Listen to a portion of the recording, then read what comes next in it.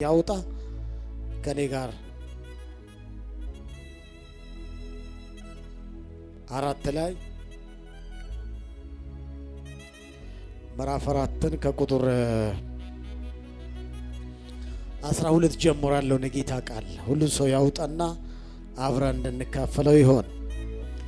እንግዲህ የዕብራውያን መጽሐፍ ስለ ሰማያዊ ዕረፍት ምዕራፍ 4 ቢያንስ 2-3 ክፍለ ጊዜ አስተምር ያለው ምዕራፍ 4ቱን ብቻ ስለ ሰማያዊ ዕረፍት ስለ ሰንበት ዕረፍት የሚል ደጋግመን ስላነሳው ወደዛ አልመለስም። ግን ለዛሬ የሚበቃን ያህል ምዕራፍ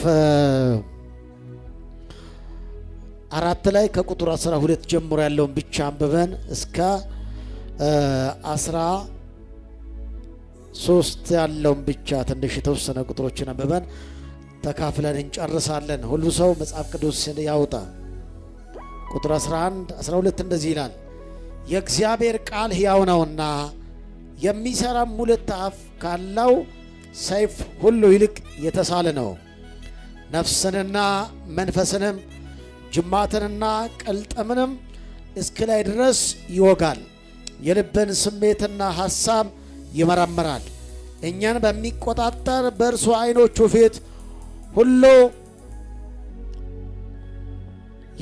የተራቆተና የተገለጠ ነው እንጂ በእርሱ ፊት የተሰወረ ፍጥረት የለም ይላል። በዚህ ምዕራፍ 4:12 ላይ የምንመለከተው ጳውሎስ የዕብራውያን ጻፊ ምንድነው የሚለው? ምዕራፍ 4ን ስደመድም ስለ እግዚአብሔር ቃል ነው የምናነሳው። ምን ይላል? የእግዚአብሔር ቃል ምንድነው? ሕያው ነው ነው ብለው ክፍሉን መመርመር እንጀምር። የእግዚአብሔር ቃል ምንድነው? እስቲ ሕያው ነው በሉ። አዎ፣ ይህ የምንካፈለው ጌታ የተናገረው የእግዚአብሔር ቃል ምንድነው? እስቲ ሕያው ነው በሉ። አንድ ነገር ሕያው ነው ሲባል ምን ማለት ነው? ሕይወት አለ፣ አክቲቭ ነው፣ ይንቀሳቀሳል፣ ይሰራል ነው አይደል እንዴ? በድን ነው ቢባልስ ምንድን ነው? የሞተው ነው አይደለ? በድን ነው ሬሳ ነው ቢባል የሞተው ነው እና መንቀሳቀስ አይችልም ነው። ይሄ የእግዚአብሔር ቃል ሕያው ነው ሲባል ምን ማለት ነው ብለን አንዳንድ ነጥቦች እናንሳላችሁ። ሕያው ነው የምለው ቃል እግዚአብሔር በማይታዘዙ ላይ ያለውን የመፍረድ ኃይል የሚያመለክት ነው። የእግዚአብሔር ቃል ሕያው ነው ስል እግዚአብሔርን ሐሳቡ ከላይ ባለው ሐሳብ ጋር ተያያዥነት አለው። እስራኤላውያን እግዚአብሔር ባለመታዘዝ ከጌታ ጋር ባለመኖር አምላካችንን ባለመታዘዝ ልባቸውን እልከኛ በማድረግ ያ የሰሙት ቃል ራሱ እንደፈረደባቸው ነው የምናገረው። እና ታዲያ እግዚአብሔርን በማይታዘዙ ሰዎች ላይ ምን የማድረግ የመፍረድ ኃይል እንዳለ ያሳያል። የእግዚአብሔር ቃል ምን አረጋል? ይፈርዳል። እስቲ ይፈርዳል በለው ያላችሁ። ዛሬ የሚፈርደው ምን እንደው ታውቃላችሁ? የሰማችሁት ራሱ ምን ቃሉ ነው። የመፍረድ አቅም አለው። ሕያው ነው ማለት የመፍረድ አቅም አለው። አንዳንዶች ከዘዳግም 8:3 ላይ ከአንደኛ ጴጥሮስ ምዕራፍ 2:23 ጋር በማያያዝ ሕይወት የሚሰጥ መሆኑን የሚገልጽ ነው ብሉትም ቀጥለው የሚመጡ ቃላት ግን በመመልከት እግዚአብሔር ለሚፈልገው ዓላማ ሕያው የሆነ ወይም የተዘጋጀ በቀድሞ ታሪክ ላይ ብቻ ያልቆመ አሁንም መስራት የሚችል መፍረድ የሚችል ኃይል አለው እግዚአብሔር ቃል። አሜን። በባለፈው ታሪክ ላይ የቆመ አይደለም የእግዚአብሔር ቃል። በባለፈው ለምሳሌ ሌሎችን መጽሐፍ ሌሎችን ቃል ብናስብ ለምሳሌ ስለ ፊዚክስ ብናስብ ወይ ስለ ባዮሎጂ መጽሐፍ ብናስብ ወይም ስለሆነ መጽሐፍ ታሪክ መጽሐፎች ብናስብ የሆነ ጊዜ ላይ ይቀያየራል። በሆነ ሰዓት ጊዜ ያ መስራቱ ቆምና አንድ የተሻለ ያጠና ምሁር ይመጣና ይቀይረዋል። ይሄ ግን የእግዚአብሔር ቃል በትናንትና ያልቆመ ዛሬም ምን አለው? ኃይል አለው። ሲያሜን በል እንጂ የእግዚአብሔር ቃል ምን አለው? ኃይል አለው። የመፍረድ የማዳን የመስራት ምን አለው? እስቲ ኃይል አለው በል እንጂ። አሁን ለዚህ ነው ሕያው ቃል ነው ብለን ዕብራውያን ጻፈ። ቃሉ ምንድነው? ሕያው ነው። ስለዚህ በቀድሞ ታሪክ ብቻ ያልቆመ አሁንም ያለ መሆኑን ለመግለጽ የተጠቀመበት ቃል እንዳለ መረዳት ይቻላል። ቀጥሎ የሚመጣው ሐሳብ የመፍረድ ቀን ብቻ ቀጥሎ የሚሰራ ይለዋል አይደለ? በመጽሐፋችን ላይ ምን ይለዋል? ሕያው ነው። ቀጥሎ የሚመጣው የሚሰራ ይለናል። እስቲ እግዚአብሔር ቃል ይሰራል? አዎ የሚሰራ የሚለው ቃል ከዚህ ክፍል ውጭ በአንደኛ ቆሮንቶስ ምዕራፍ 16:9 እና በፊልጵስዩስ ምዕራፍ 1:6 ላይ ብቻ ተጠቅሶ የሚገኝ ሲሆን ትርጓሜውም በውጤታማነት ማከናወን መቻልን የሚገልጽ ነው። አሜን። የእግዚአብሔር ቃል በውጤታማነት ምን ያደርጋል? ያከናወናል፣ ይሰራል። እስቲ ይሰራል በለው። አንድ ሰው ጮሆ የእግዚአብሔር ቃል ይሰራል ይበል። ምን ያደርጋል? ይሰራል። በውጤታማነት መከወን ማድረግ የሚችል ቃል ነው። ሰባኪው በዚህ ምንባብ ውስጥ ላይ የእግዚአብሔር ቃል የሚሰራ መሆኑ ሲገልጽ የሚፈልገውን ነገር ውጤታማ በሆነ መልኩ ወይም ልክ ሊያከናወን በፈለገበት መጠን መፈጸም ይችላል። ለዚህ ነው ትንቢተ ኢሳይያስ ምዕራፍ 55 ሁሉም ሰው ያውጣ። ትንቢተ ኢሳይያስ ምዕራፍ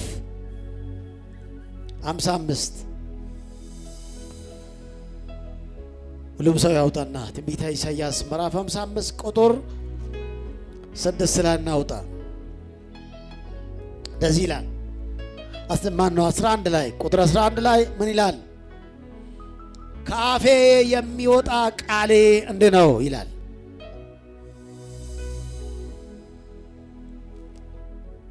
እሺ 11ኛው ላንብብላችሁ።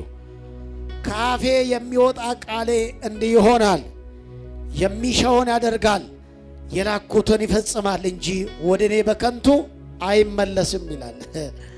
እንደው ከላይ ወደ 10 አካባቢ ልውሰዳችሁ። 10 ምን ይላል?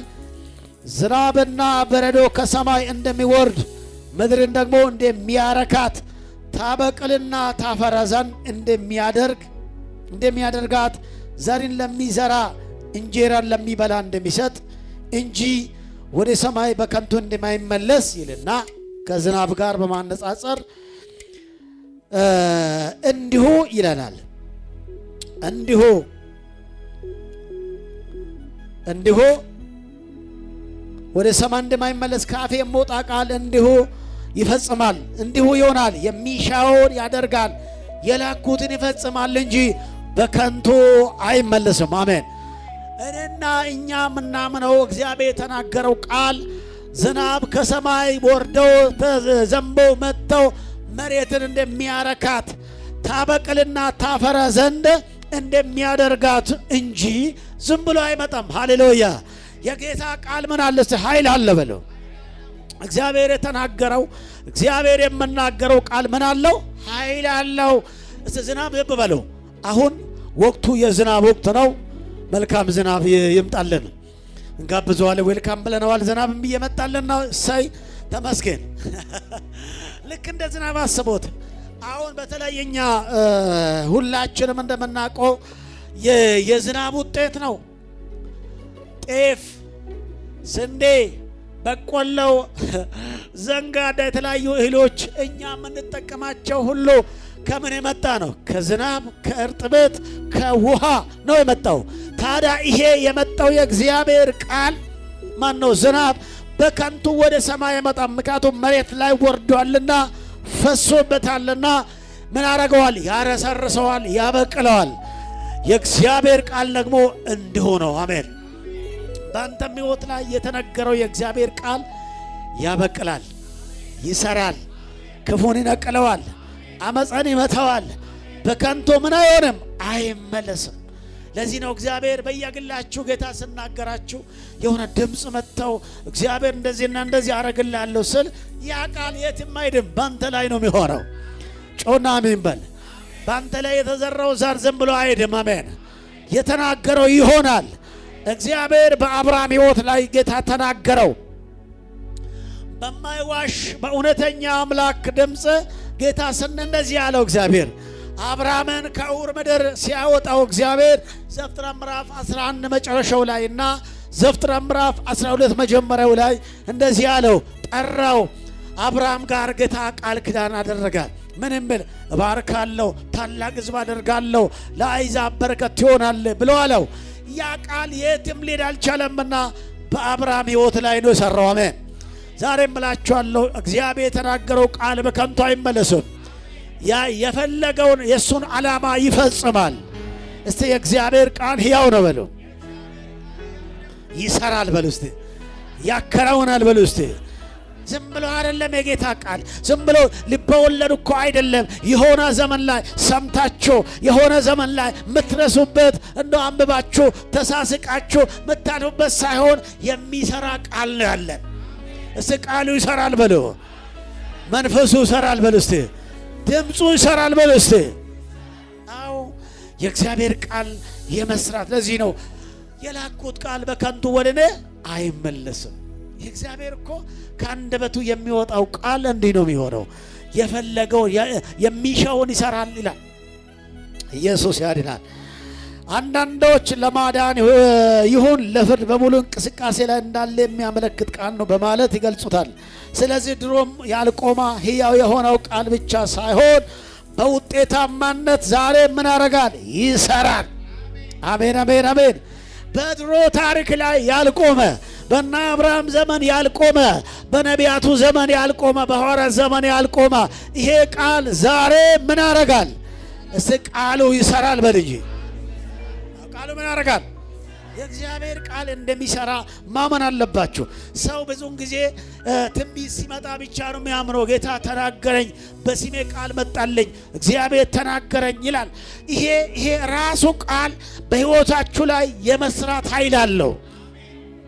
አንድ ጊዜ ፈረንጆቹ የሆነ ጉዞ ለመሄድ ተሰበሰቡ ይባላል። አንድ ቦታ ላይ ተሰብስቦ ጸለዩ። ቀነስ አድርግልኝ። ተሰብስበው ጸለዩ። በዛ መሃል እንግዲህ ምንም የሥራው ጌታ እግዚአብሔር እንደዚህ አለኝ እንደዚህ ይላል የሚል መልእክት አልመጣላቸውም። ከመካከላቸው አንድ ሰው ቃሉን ብድግ ብለው አነበበላቸው። ልክ ሲያነብላቸው ጌታ ተናገረን ብሎ ደግሞ ጉዟቸውን ቀጠለው። አሜን።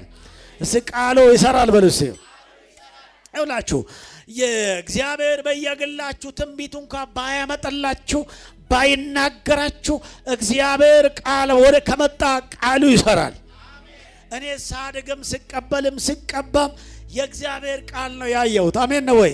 እኔ ቃል ከተነገረ ምንም ትንቢት መጣ በትንቢቱ አምናለሁ፣ እተነብያለሁ አይደል?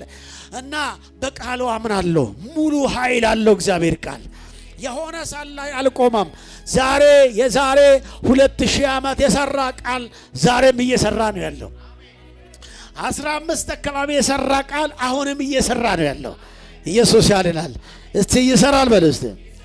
አዎ ይሄን እንድታምኑ ሁሉ ጊዜ ቃሉን እመኑሽ። ገና ቃል ከአፉ ሳይወጣ ሳይነበብ እናንተ አፈፋርጋችሁ መውሰድ ነው። አሜን። የጌታ ቃል ብሎኛል ብላችሁ ይሄ ነው በሕይወታችሁ ላይ ታምር የሚሰራ። ሶስተኛ ምን ይለዋልና የተሳለ ነው የሚል ቃል ታገኙታላችሁ። የእግዚአብሔር ቃል ምን የሆነ ነው?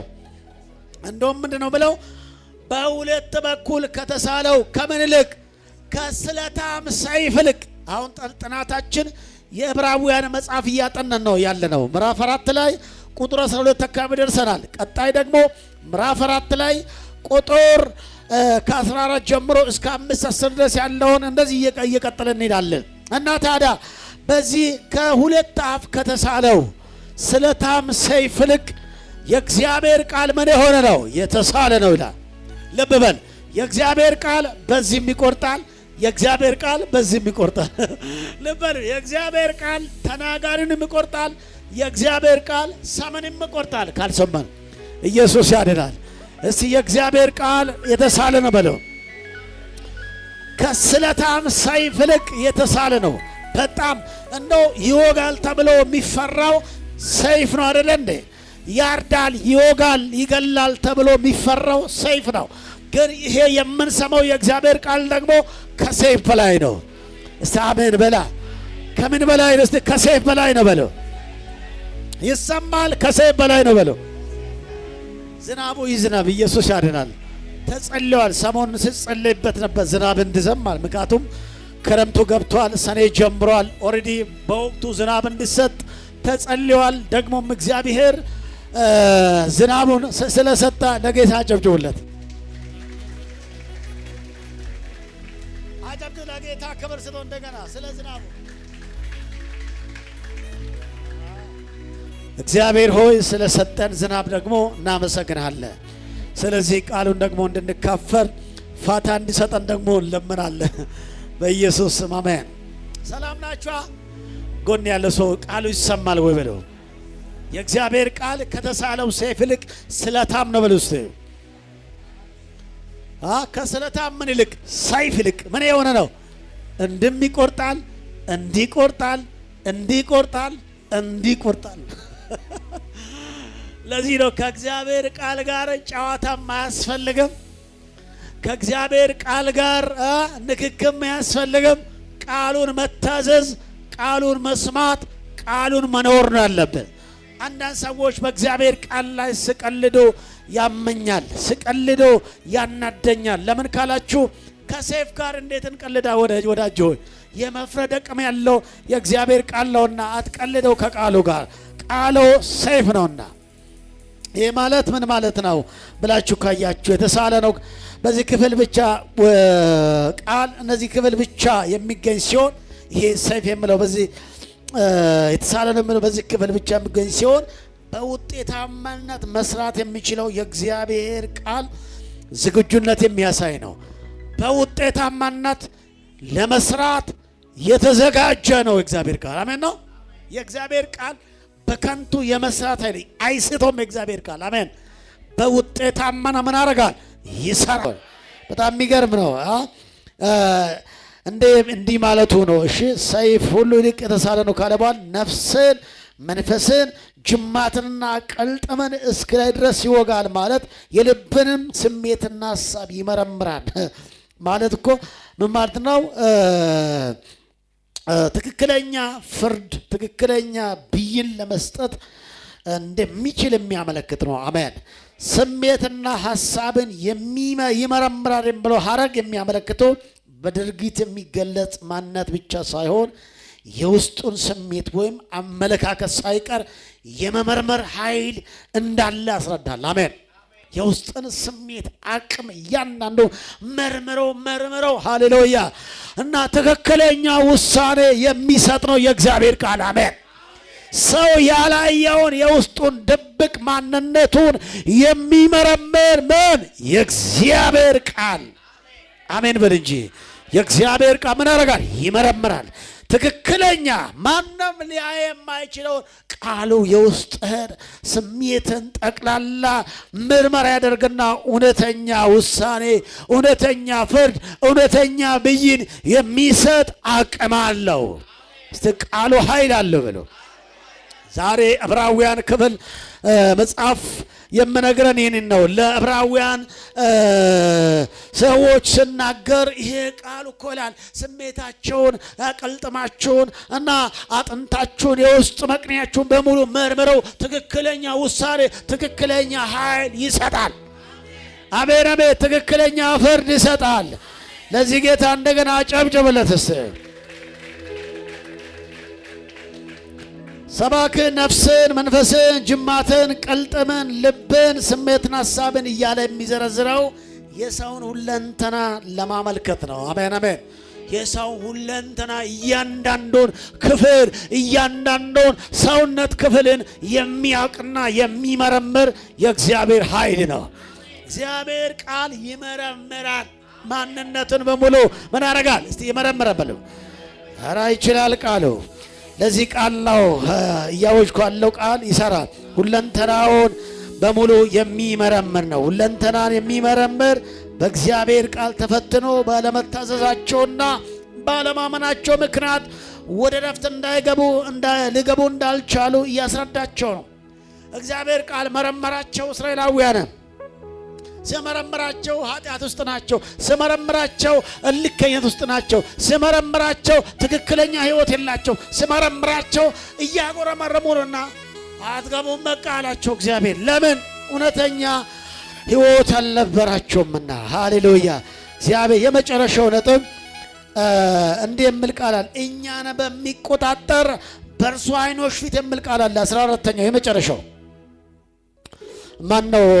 የመጨረሻው 13 መጨረሻው ላይ እንደዚህ ይላል። እኛን ምን በሚያደርግ እኛን 13ኛው ቁጥር ላይ እኛን በሚቆጣጠር በእርሱ ዓይኖች ፊት ሁሉ ነገር የተራቆተና የተገለጠ ነው እንጂ ድብቅ ነገር የለም ይላል። አሜን።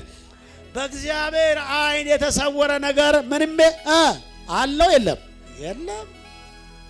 ራቁታችንን በጌታ ፊት እንዴ ምንም ከኔ ከወንድሜ ከእህቴ ከባል ከምስት ከሰው የሚደብቃቸው ብዙ ነገር አለው። ከእግዚአብሔር ዓይኖች ፊት ምን ይደበቃል? በጨለማ የተሰራው ይታወቃል፣ በብርሃን ያጋልጠዋል። የተሰወረውን በሙሉ ያውቀዋል።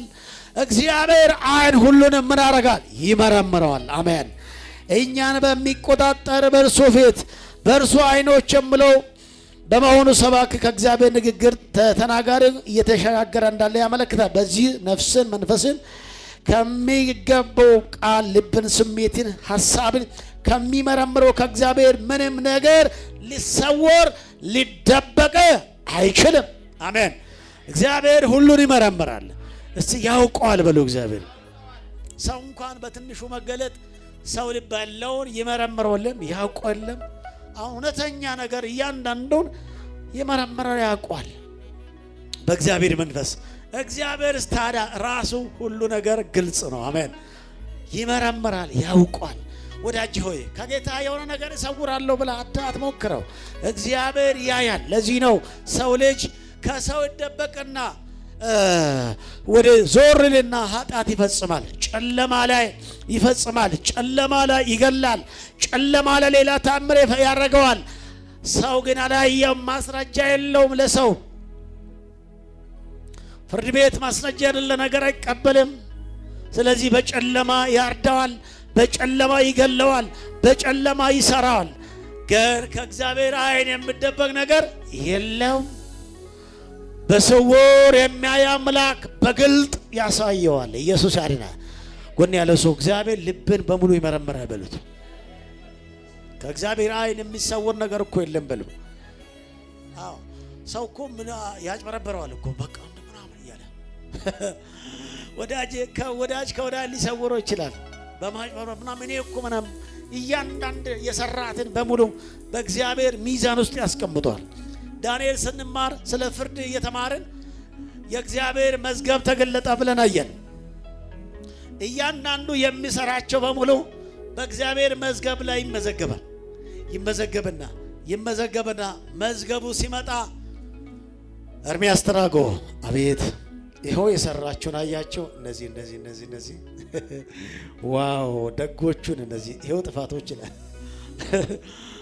ኢየሱስ ያድናል። ጎን ያለው ሰው ሁሉ ነገር በእግዚአብሔር ፊት አለ በለው። እንደ ስራ ይከፍል ዘንድ ዋጋ እሱ ጋር እንዳለ አውቃል ወይ በሉት። ታዲያ በተሰወረው በጨለማ ኃጢአት እንዳሰራ በለው። መዝገብ ይዞታልና ፍርድ ቤት እንኳን የያዘው መዝገብ አይለቁም አይደለ? አንዳንድ ጊዜ ፋይል ካልተዘጋ የፍርድ ቤት ፋይል ካልተዘጋ ለምን 5-6 ዓመት አይሆንም? ለምን 7 አይሆንም? መዝገቡ ክፍት እንዳለናል። አንድ ቀን ያይና ደግሞ ያን ሰውዬ ፈልጎ ይዝና ያስገባዋል። መዝገብ ይዞታል።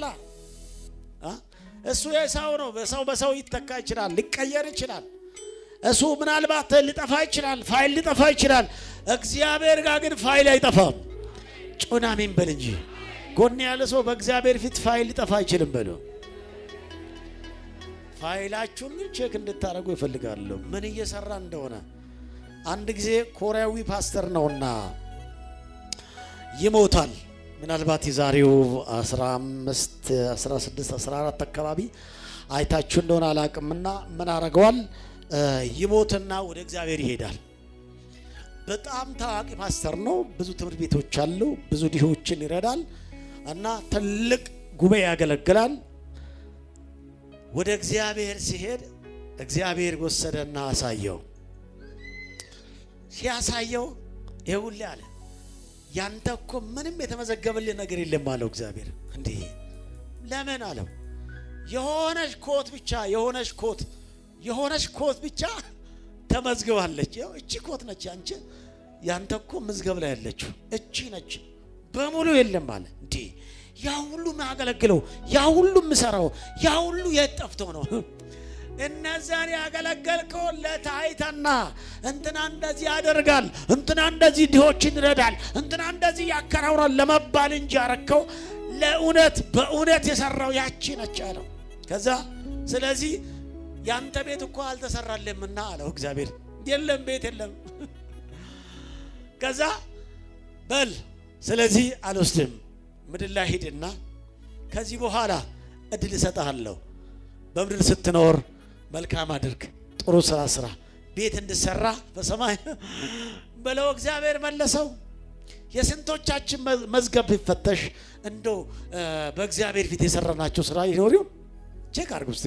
እንደው ያደረግናቸው አንዳንድ ሰው ክፉ እየሰራ ዘመኑን ይጨርሰዋል በክፋት። ኧረ እግዚአብሔር ከዛ ያውጣል።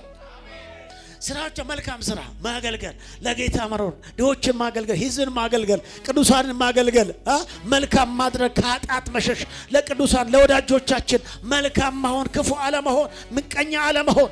አበሻ በብዛት በምቀኝነት ይታወቃልና አበሻ እንዲሆንላችሁ አይፈልግም፣ እንዳይሆን ነው የሚፈልገው።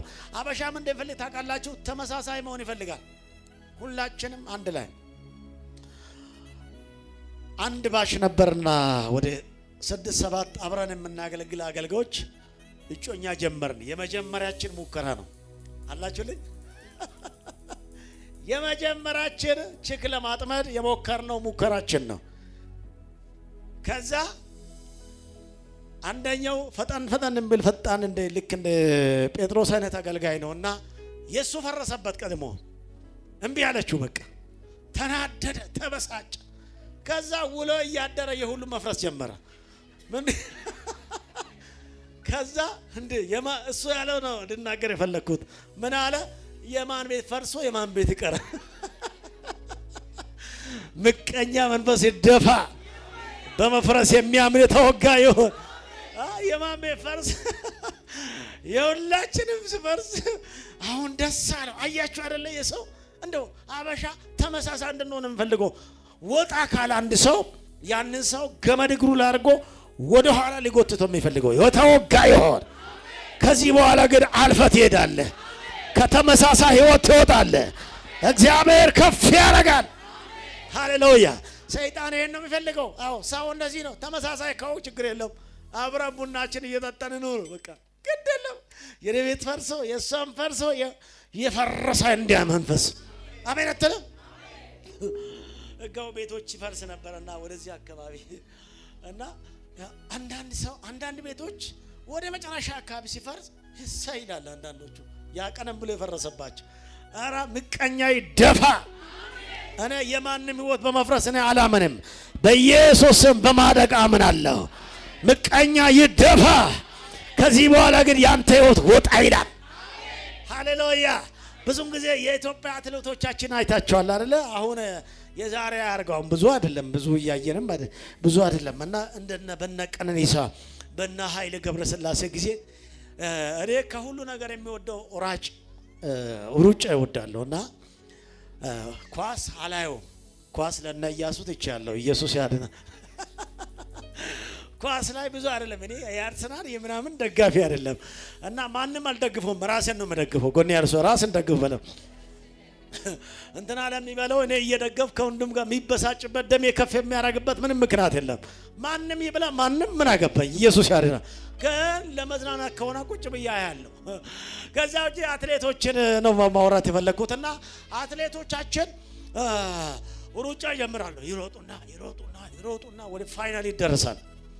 መጨረሻ ጋር ሲደርስ እንደምታውቁት ቀነኒሳ ወይም ኃይለ ገብረስላሴ ወይም ከሴቶች ደግሞ እና ደራርቱ ይልና ኃይላቸውን ጉልበት አጠራቅመው ፈተለክሉና ትርሉታል። ኢየሱስ ያድናል። ዋ ዝጋው ነው እያንዳንዱ ዝቁጭ ብሎ ግባ ይላል። ኢየሱስ ያድናል። ከዛ ገባ ርቆ ሄደና ዞር ስል ማንም ቢል በቃ ወሰደው። እግዚአብሔር እንደዚህ ያርጋችሁ። ጮና ከተመሳሳይ ህይወት ያወጣችሁ ጌታ ኢየሱስ ያድናል። አዎ እንደዛ ነው። ደጋፊ መሆን አደጋ እንዳለው አንድ ፓስተር ኬንያ ሄዳል። ኬንያ ሄድና ኬንያ ያረፈበት ቤት ኬንያውያን ቤት ነው ያረፈው። ለአገልግሎት ነው፣ ፓስተር ነው።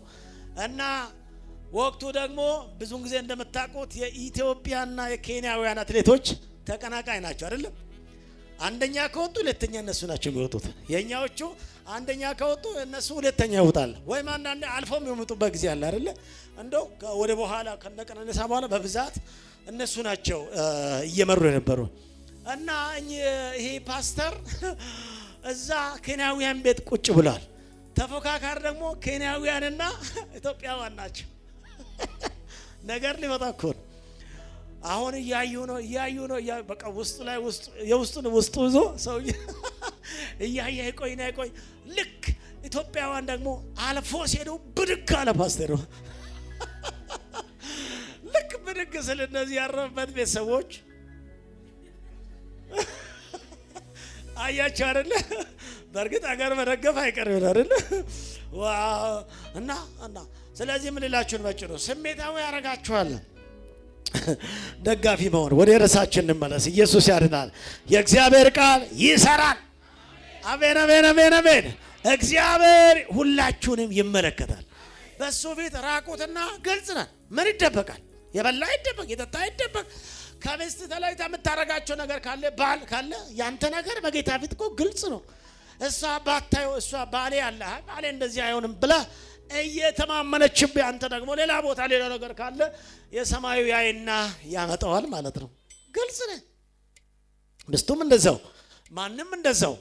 የትኛውም በጌታ ፊት የምናረጋቸው ክፉ ነገር ከሆነ የተጋለጠ ስለሆነ ራሳችን ከአምላካችን ከእግዚአብሔር ፊት መሰወር አንችልም። ስለማትችሉ በጽድቅና በእውነት እንኖር። ከዚህን ካልኩኝ በኋላ ቀጥታ ወደ ጸሎት ለመሄድ ነው እና በአጠቃላይ ይህን አንቀጽ መዝሙር ማን ነው ምዕራፍ 4ን ስጠቀልለው ጻፊው ምን ብሎ ይላል? በአጠቃላይ መዝሙር 95ን ባይበልጥ በማብራራት ከማስጠንቀቂያ ወደ ማሳሰቢያ ይሸጋገራል። በዚህ ምዕራፍ ዋና ጨብጦ ቁጥር 1 ላይ እንግዲህ ከእናንተ ማንም የማይበቃ መስሎ እንዳይታይ እንፍራ የምለውና በቁጥር 11 ላይ ደግሞ እንደዚህ የምለው ነው። እሱን ደግሞ ስለሚጨርስ ማንም እንዳይወድቅ ወደ ረፍቱ ለመግባት እንትጋ የምለው ምዕራፍ 4 ነው እያጠቃለልኩ ያለሁትና የመጀመሪያው ምን ነው ያለው? ምዕራፍ 1 ላይ ቁጥር 4 ምዕራፍ 1 ላይ ማንም ለዚህ የማይበቃ መስሎ እንዳይታይ እንፍራ ብለው ቁጥር 11 ላይ ደግሞ ሁላችንም ወደ ዘላለሙ ረፍት ለመግባት እንትጋ ብሎ ይደመድባል። እስቲ እንትጋ በለው። አዎ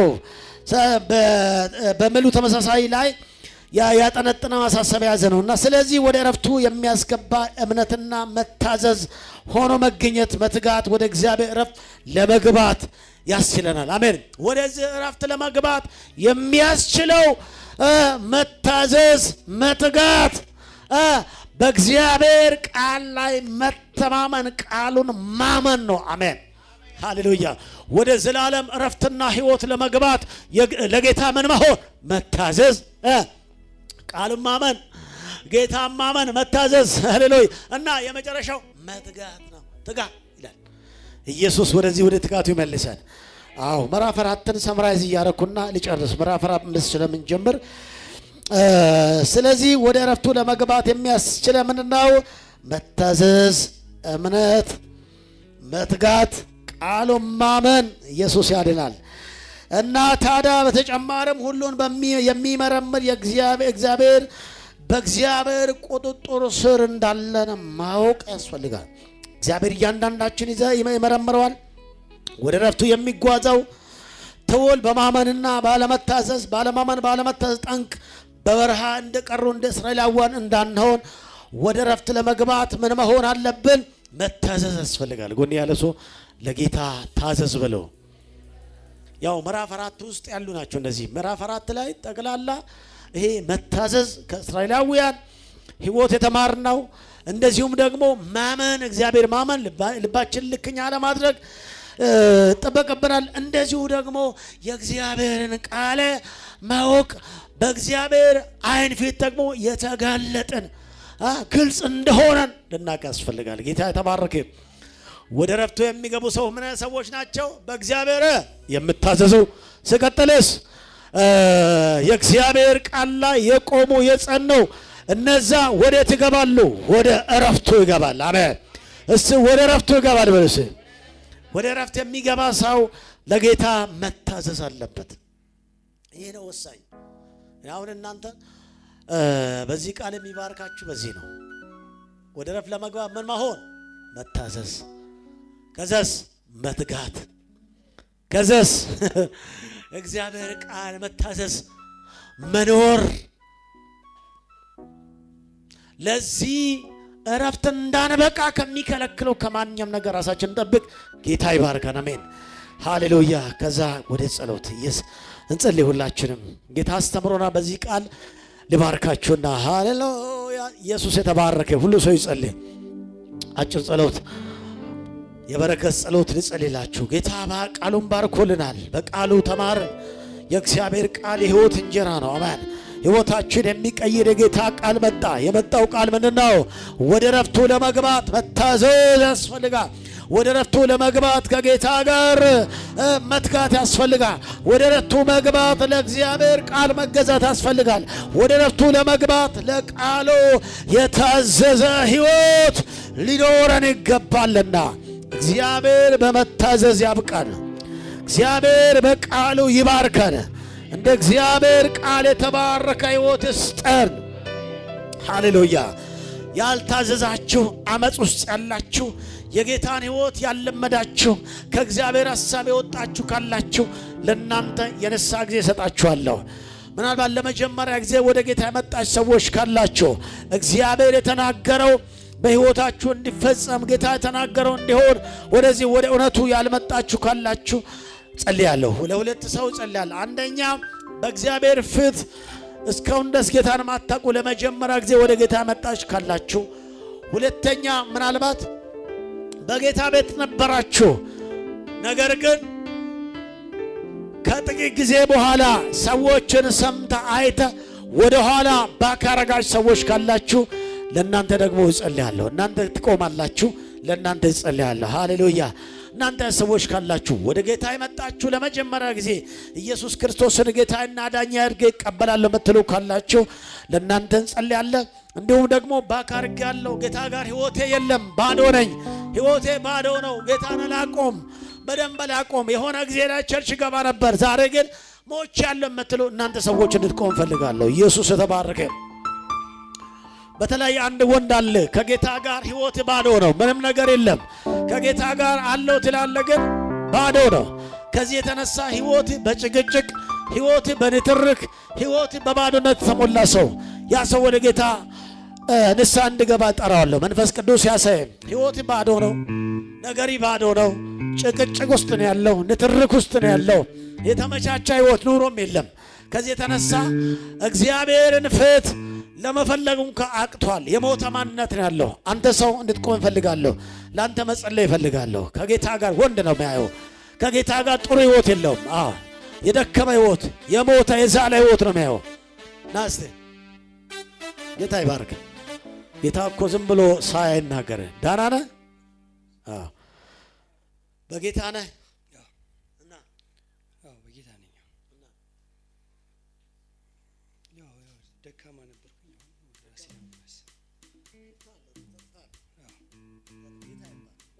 አላቸው ሽታ ሁሉ አለው። ጠጥተዋል። ቸርች ራሱ ሊመጣ ጠጥቶ ነው የመጣ አይደለ? በቃ አጨብጭቡ ለለሱ። ኢየሱስ ያድናል። በቃ እና ጠጥቶ ነው በደንብ አድርገው። ጌታ ይባረክ። ይሄን ነው ጌታ ያየው። እንግዲህ ሰው ሕይወት ሲደክም እንደዚህ ነው። ወደ ቸርች ለመምጣትም ጠጥቶ ይመጣል። የኛ ቤት የማርያም ቤት አይደለም፣ የኢየሱስ ቤት ነው። አሜን ሃሌሉያ። አንተንም ይፈልጋል። ከዚህ ሱስ ለማላቀቅ ጌታ ይፈልጋል። ቀኝ እጅን ከፍ አድርግና ልጸልልህ። ኢየሱስ ያድናል። ልጸልልህ። ሁለቱ እጆች አንሺ። ትዳር አለ የለም? ዝም ብለህ የምትኖረው። ስለዚህ ባዶ የሆነ ሕይወት ማለት ነው። ባዶ የሆነ ሕይወት በጌታ በኢየሱስ ጌታ ሆይ በል እስቲ። ጌታ ሆይ ሰይጣንን ስራውን ሁሉም እክዳለሁ። ኢየሱስ ክርስቶስን እንደገና ጌታዬና አዳኝ አድርገኝ። ዛሬም እቀበላለሁ በኢየሱስ ስም። ከሱስ ሁሉ ፍታኝ። ዛሬ ነፃ መውጣት እፈልጋለሁ። ባራዳጎሶ ፖራስ በኢየሱስ ስም የጨለማ ኃይል ከዚህ ዙሪያ የተበተነ ይሆን። ሕይወቱን የበላ አውሬ ተበላ ይሆን።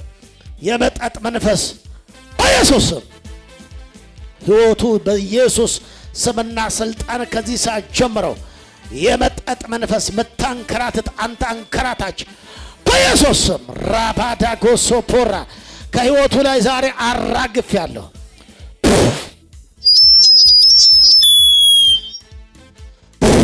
ጨለማ ኃይል ከነገሩ ላይ ጸልዩለት። ሕይወቱ በኢየሱስ ስም ነፃ ይወጣ ይሆን። በእጅ አንሰ ነው ምጣ በጌታ በኢየሱስ ስም ከዚህ ሰዓት ጀምሮ ሕይወቱ ላይ ኑሮ ላይ የከበደው ማንነት የራቀ ናምጣ ና ወደዚህ ከፈርግጂን በጌታ በኢየሱስ ስም ከዛሬ ጀምሮ ከሕይወቱ ላይ የጨለማ የመተት ኃይል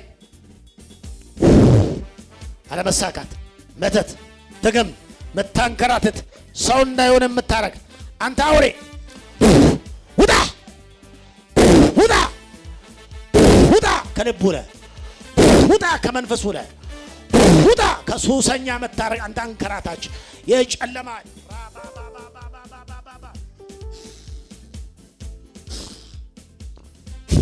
ልቡ ላይ መንፈሱ ላይ የተቀመጥክ አንተ አንከራታች ምታንከራተት ዘመኑ ከንቱ ምታረግ ከዛሬ ጀምሮ ከዘመኑ ላይ አፍሻለሁ።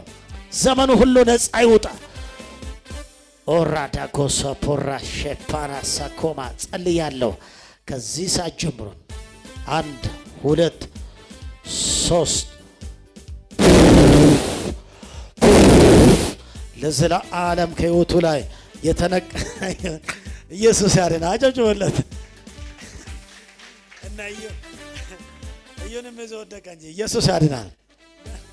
ደህና ብዬ ናስቲ ና ሰላም ነው። እቺ ምንድን ነች? ክር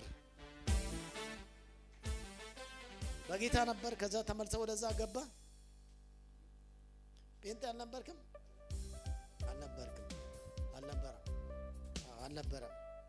ኢየሱስ ያድናል። ጌታ ኢየሱስ ያድናል። ከዚህ በኋላ የኢየሱስ ትሆናላ። በቃ ይሄን በጥሶ ካንገት ይላል የክር በጥሶ በቃ ጣለው። እዚህ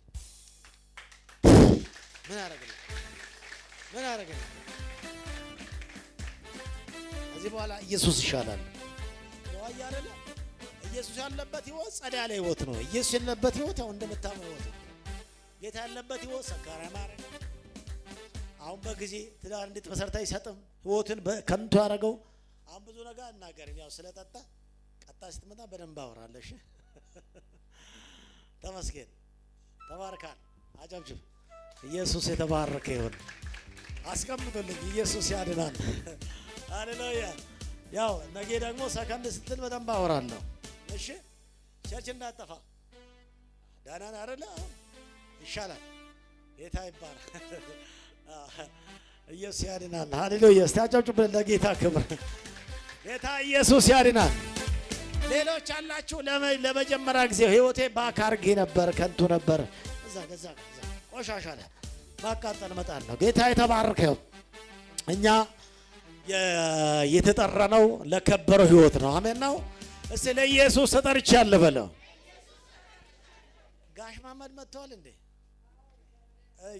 አጃጆብላቸው ሰኮማ ልቀቀኝ በለው። በጌታ አለመሳካት ሁሉ፣ በሽታ ሁሉ፣ ግራ መጋባት ሁሉ በኢየሱስ ስም ልቀቀኝ በለው። በጌታ በኢየሱስ ስም ከህይወታችሁ ከጤናችሁ ላይ ማንኛውም አዳዳዳ ጸልይ በጌታ ጸልዩ። አጭር ደቂቃዎችን ከኔ ጋር ጸልዩ። እያራገፋችሁ የጌታ መንፈስ አለ። እያራገፋችሁ ተራገፍ። ከዓይን ላይ ይራገፍ፣ ከቤት ይራገፍ፣ ከኑሮ ይራገፍ፣ ከሰውነት ይራገፍ። ተራገፍ በሉ በኢየሱስ ስም። ከሰውነት ላይ ይራገፍ፣ ከቤት ላይ ይራገፍ በኢየሱስ ስም። በኢየሱስ ስም የሚዋጋ ተግዳሮት አሎና ጸልይ። በጌታ የሚዋጋ የሚጋፈጥ በኢየሱስ ስም ሕይወታችሁ ላይ በኢየሱስ ስም አለመሳካት፣ አለመከናወን፣ ድካም፣ ድንዛዜ በኢየሱስ ስም ፍረስ በለው። ሃሌሉያ! ፍረስ ፍረስ ፍረስ ፍረስ በኢየሱስ ስም። ሂድ በኢየሱስ ስም። ልቀቅ በኢየሱስ ስም። ራታ ኮሰ ትናንት ነበረው ከአንቺ ጋር የዋለ ያደረ እግርና እጅ የያዘው ሰውነት ክፍሎችን ሁሉ የሚይዝ ሰውነትን ሁሉ የሚይዝ ጸልይ በጌታ በኢየሱስ ስም። ማንኛውም በሽታ ተቃውሞ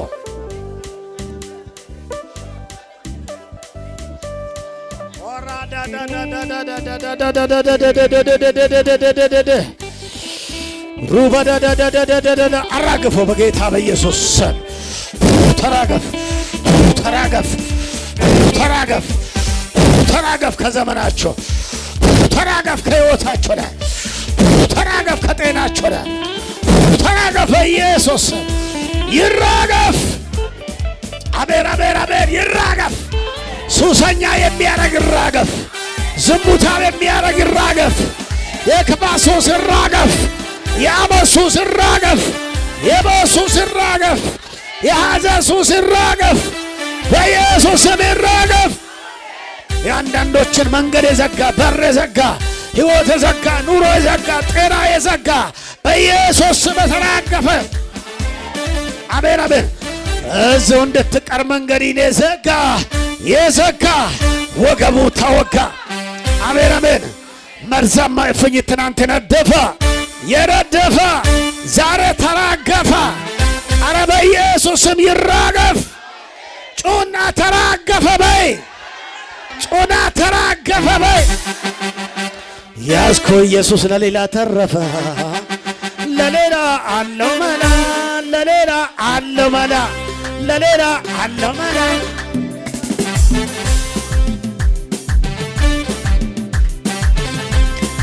እዚሁ እንድትቀር መንገድን የዘጋ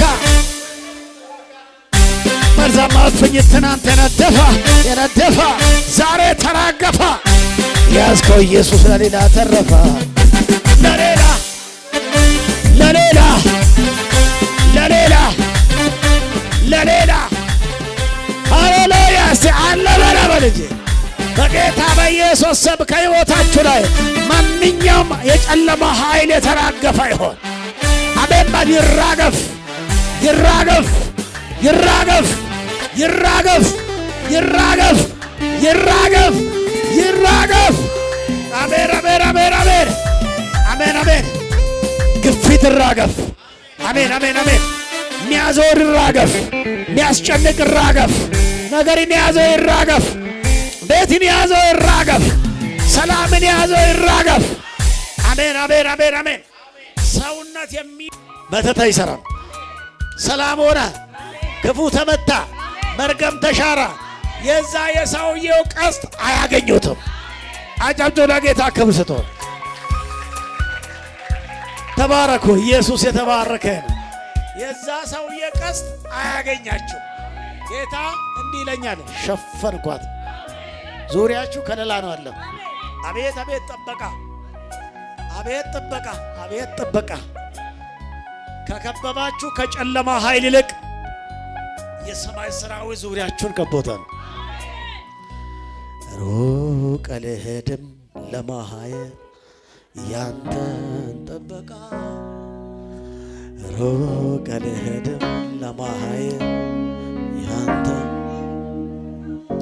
ከቦኝ የለም በየአይነቱ ከቦኝ የለም ማለዳው ከቦኝ የለም በየማለዳው ከቦኝ የለም እራት ሃሌሉያ።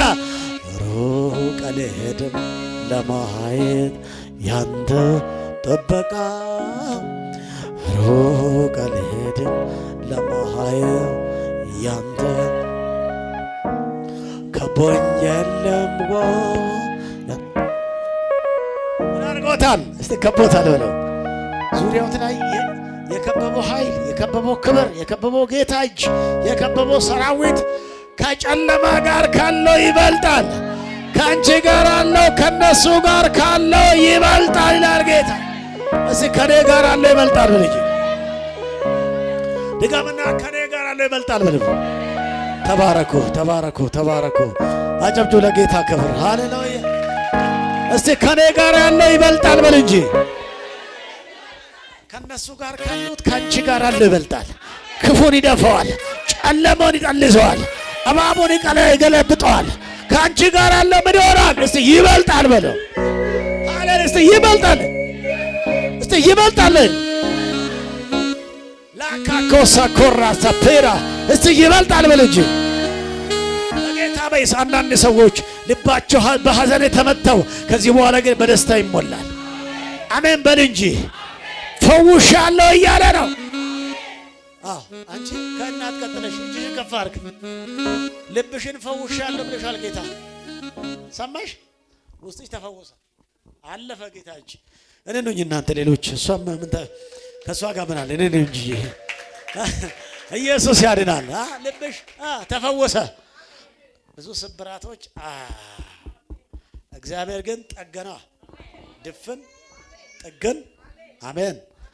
ምን አረገው? ጠገነዋ። ጌታ ይባረክ። እንዴት ነው ጌታ? አንቺ አካባቢ ምን ያህል ነው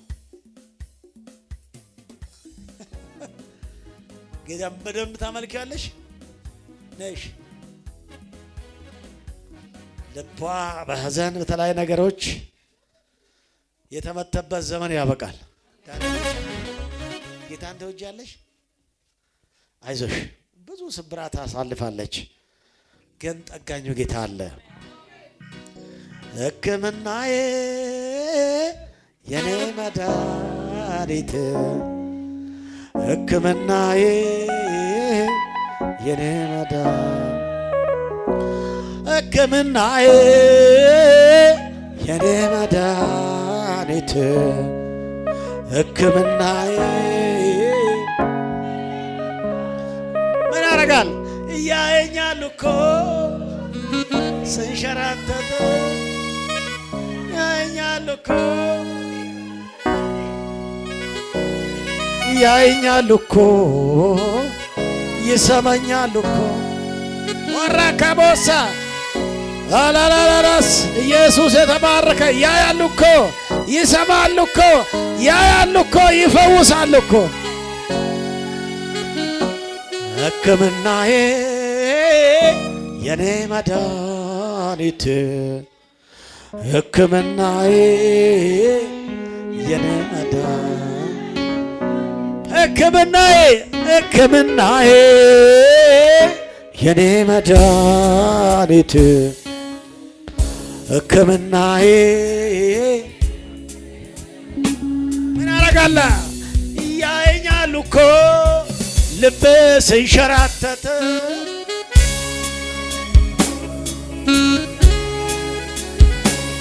ያየኛል እኮ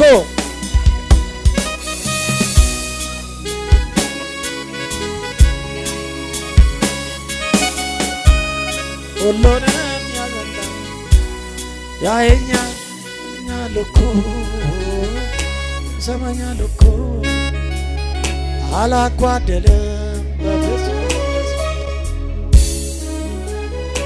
የገሻ የኔ ጠጋኝ።